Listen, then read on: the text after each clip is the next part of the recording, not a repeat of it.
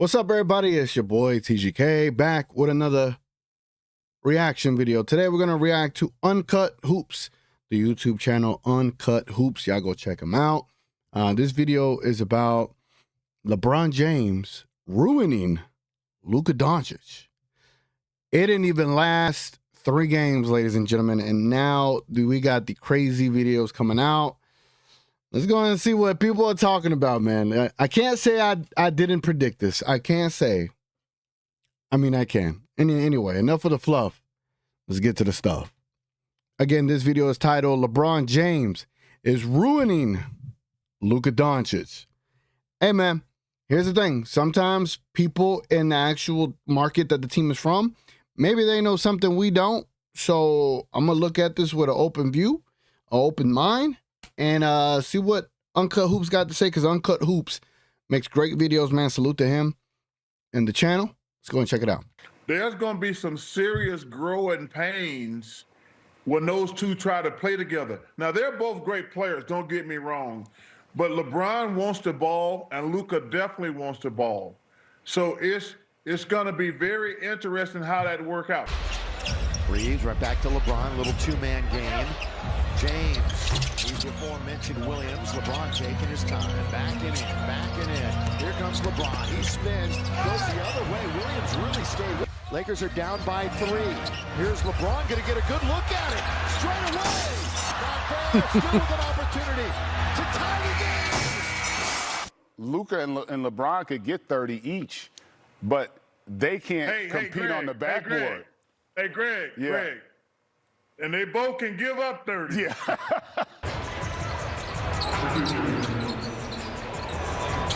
Collier. He turned the 6-game winning streak. Hachimura. How about that below block? Doncic is on LaMelo. Well, he's getting ready to do a step back for 3. Hands it off to Williams. By 3, Clarkson controls the handle against LUKA. Inside out, Walker's there, reverse it, put it. Well, I think it's not good. Want to be a little more specific? There's good and there's not good. This is not good. When it comes to the LUKA-LeBron James duo, undoubtedly two of the best offensive players in the NBA have joined forces. But looking at these two as a duo, I'm lukewarm to say the least. I was looking at these two players, it's almost a video game type duo, a 2K duo, that of course in that game looks fantastic, but actually in reality on the floor is pretty suspect. Now with that being said, when it comes to the media, they've basically given up on having any doubt, any reservations this team won't work or thrive in the postseason. Biggest sleeper in the West is? I would say the Lakers, because LUKA and LeBron is not something that I can sleep on because of the impact that dynamic duo. Holy crap, we legitimately can win a championship. You know what? Yes, I think they are contenders.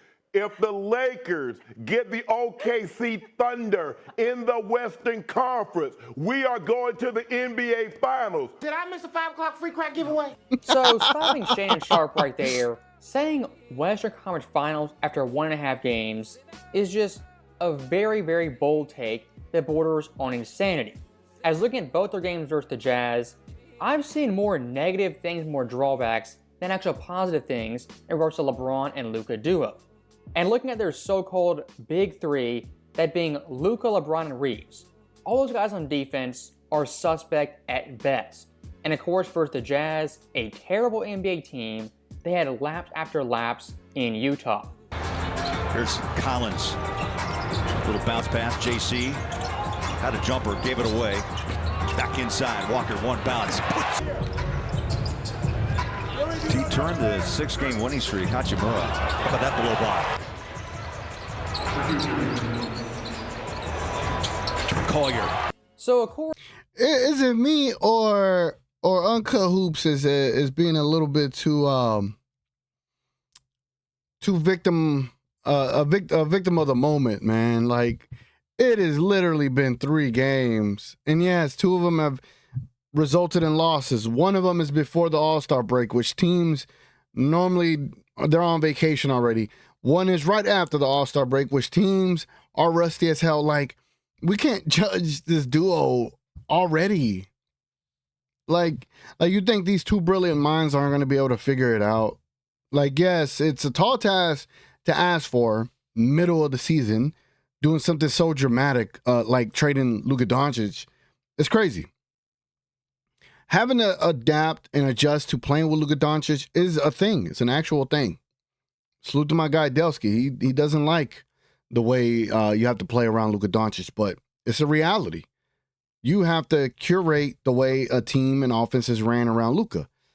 And right now the Lakers are figuring out that they're going to have to figure it out somewhere, one way or another.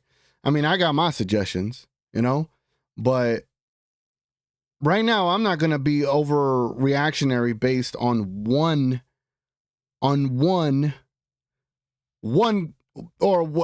trio of games. It's been 3 games. I'm not going to overreact to that. You got to give it time. And I know it's of the essence to win now and do all this stuff, but hey, when the Mavericks first got Kyrie, they were 4th in the West and didn't even make the playoffs. They might not make the playoffs either. It just depends on how quick they get the chemistry going, how quick Luka gets back into in-game shape, conditioning. If Luka's injury is improved, I mean, he's out tonight. I'm shooting this tonight on the 20th. He's out tonight, and that's a little bit worrisome, but it is a back-to-back. So who knows, right? There's too many things up in the open to be able to be like, yeah, this isn't going to work. It's just it's too much too soon to just jump to conclusion. And as far as LeBron James ruining Luka, I'm going to still wait for the video to explain that. And I actually think that might be a thing too. But again, I'm not going to overreact to it yet.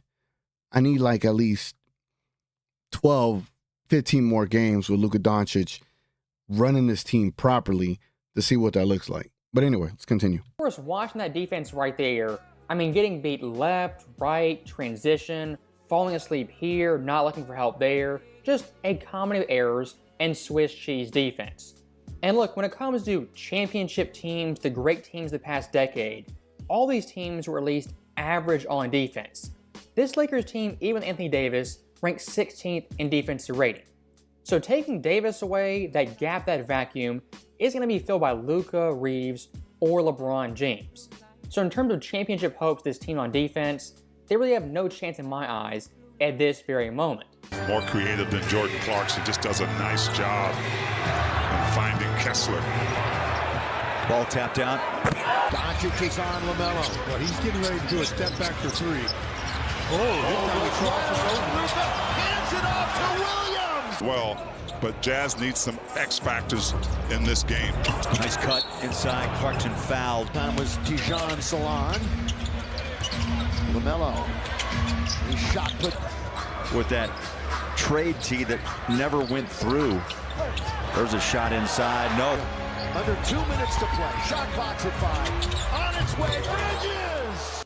And once again, looking at that Utah game, the Lakers defense, it's like a sinking ship. There's tons of holes, you can't plug all of them. You plug one, another hole opens up. Plug that hole, another one opens up. And of course, basketball being a team game, defense being the ultimate team aspect of basketball, when you have guys in the perimeter like LeBron, Luka, and Reeves, and they break down defensively, guys in the paint at the rim have it much, much harder covering for those guys and their mistakes. And looking at this Jazz team, they don't have some dominant paint presence, just dominating the rim and the basket. And this year, Utah, they ranked 29th out of 30 teams in field goals made in the paint and at the rim. And despite that versus the Lakers, they shot 85% at the rim. That tells me 2 things. The Lakers' bigs on defense are absolutely atrocious, but also watching the film, those bigs who should be at the rim protecting the basket have to come out, help on this, help on that, and really overhelp, leaving the rim wide open. And of course, come playoff time, facing guys like a Davis, Sengun, or Jokic, and those guys versus the Lakers are going to feast and have all-time great series. By 3, Clarkson controls the handle against Luka. Inside out, Walker's there, reverse it, put it back. JC drives, glass, put it back. Barbecue chicken alert. Barbecue chicken alert. Jazz have been doing a pretty decent job in closing out on three-point shooters. Walker back cut. 2s, one after another. Lakers have hit 15 of 37, 41%. So the Lakers right there getting dominated in the paint at the rim, I mean, it's nothing new in the post-Davis era. And also one big-time concern is guys like Ant, SGA, and John Morant, who did a ton of damage in the paint, getting past LeBron, Luka, and Reeves with ease. Those two big-time factors, no perimeter defense or paint defense, the Lakers, in my mind, are a pretender and not a contender. If they weren't wearing their purple and gold, everyone will kind of see that, understand that, and not hype them up to the nth degree. In these next 30 games to the Lakers, I think one thing we're going to learn very, very quickly is Anthony Davis for this team covered up a lot of their mistakes and defensive flaws. As for guys like Reeves and LeBron James, they just kind of fall asleep, take breaks on defense, and really go AWOL. With Davis on the floor in the lineup, you can afford to do that. With LUKA DONCIC, that margin for defensive error is really, really thin. Now, looking past the Lakers' abysmal defense, we have their offense. The big time question here, will LeBron James relinquish the reins, give LUKA DONCIC the ball, let him be Luka? No. LeBron, 40 years of age. Reeves right back to LeBron, little two-man game. James. LeBron against Markkanen. Walker jumps out on LeBron deep. Three is up and out. John Collins. The aforementioned Williams. LeBron taking his time. Backing in. Here comes LeBron. He spins. Goes the other way. Williams really stayed. A lot of plays versus the Jazz, LUKA DONCIC, just kind of stand in the corner, not involved, and really out of the offensive scene. Look, once again, it's only been 2 games, but it's a lot of your turn, my turn, more so than a cohesive duo and a great offensive tandem. Again, it's only 2 games. Luka is restricted, not playing 30-35 minutes per game. But in the minutes he's played, I've seen more negative signs concerning things than actual positive things for the Lakers being a championship contender. And once again, the LeBron-Luka dynamic, it being a your turn, my turn thing, for the postseason, not the greatest thing in the world. When LeBron was successful, he had Wade and Kyrie, who were active off-ball players. Of course, when Luka made the finals, the exact same thing with Kyrie being an active off-ball player. Both LeBron and Luka are not active off-ball players. Will they play off-ball? Yes, anyone can. But being active off-ball is a much different thing than being disengaged without the basketball. So that right there is the end of the video, and I'll say one last thing. In regards to a great duo, having talent, of course, is required. But for a lot of duos, what makes them great, takes them over the top, is those two players' skill sets complementing each other and working in harmony. Luka and LeBron's game is so similar, so much overlap, it's almost redundant. What you look for in a duo is skill sets that complement each other. For example, Jokic and Murray. These two guys, it's a little big combo, pick and roll all day, jump shots in the paint, they're versatile, can really do anything together, and their chemistry is otherworldly. Those two players individuals, of course Jokic, the best player in the world, but Jamal Murray, a fringe all-star at best. Jamal and Jokic compared to Luka and LeBron James, which are raw talent, they don't stack up. But those two guys together are a better overall duo than LeBron and Luka. And of course why that is, Jokic and Murray complement each other much better than LeBron and Luka. As always, thank you guys for watching, hope you enjoyed it. I'll see you next time. Y'all go check out Uncut Hoops, man. I don't know how I feel about that. I just think it's too soon. I just think it's too soon to call it. Even with all the takes, I get it. I get it. You're finding more negatives. Obviously, they've lost 2 out of the 3 games Luka's played in. It's not that crazy of a take. It's not that crazy of an observation. I think we're being too much the victim of the moment. And I understand there's probably different perspectives people are going to have, right? Like, well, Luka should be held to such a standard. He needs to be playing better and figure this out day one. It's just not reality. It's not reality. And I definitely think they need more time. They definitely need more time.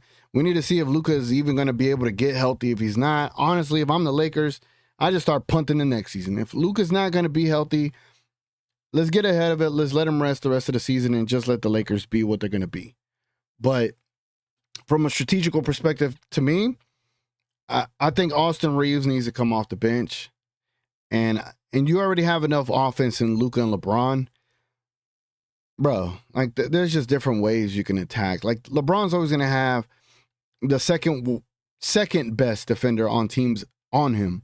So he's always going to have a mismatch now when he's on the court with Luka. So they have to find a way to exploit that. They have to find a way to make that work for them.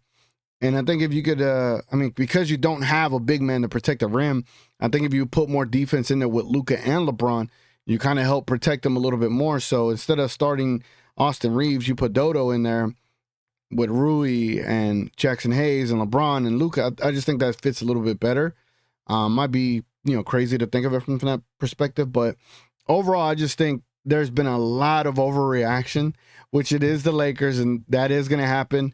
But patience is key, ladies and gentlemen. Patience is a virtue. So I would just say everybody's going to be stuck in the moment, and the Lakers might fall in their face a couple of times. The Lakers might fall in their face the rest of the season and not make the playoffs. The Lakers might fall in their face, and this trade might not look good this season. But come playoff time, say if Luka gets right, you just never know. It's just too soon to jump to conclusions and make assumptions right now. Same thing with the Mavericks, right? Like, say if they get healthy right on time and they can find a way to get into the playoffs, that team is stacked and ready to go. It just, to me, in my estimation, to them, for the Mavericks, it's going to come down to that fourth quarter, the last 3 to 4 minutes, and how they're going to perform. Because honestly, the Mavericks need like a pure point guard. That would help them so much. For the Lakers, it's just too soon, bro. It's too soon. It's not a seamless fit as much as AD is for the Mavericks. You get what I'm saying? AD to the Mavericks fit day one because it makes so much sense from a roster building perspective. When you look at that roster, you're like, damn, on paper, this is a damn nice roster. With Luka and LeBron, the idea of that, the ceiling is much higher because of their capabilities. And if they could find a way to bring out each other's best capabilities, like LeBron being off ball is better than Luka off ball. So they got to find a way to utilize both of their skill sets, because if Luka is off ball, that's literally one side of the court that's just not going to get used because he doesn't know. He's not the greatest at off ball right there. And early on, we've been seeing a lot of, like Uncle Oop said, you've been seeing a lot of your turn, my turn. LeBron gets the ball, just kind of sticks to his hand. He had 11 assists last night. Crazy enough, right? So all I'm saying is just this is too soon. We need more time. And like Sylvester said, shake it off, man. Shake it. Ain't that right? Shit. All right, never mind. You don't want to do a stretch thing. But yeah, man, I just say give it time. But you already know Laker fans, they have no time. They want the championship yesterday. They want the 85-point performance from Luka yesterday. They want LeBron to have 6 titles yesterday. They want everything yesterday, and they hate their players. It's kind of crazy.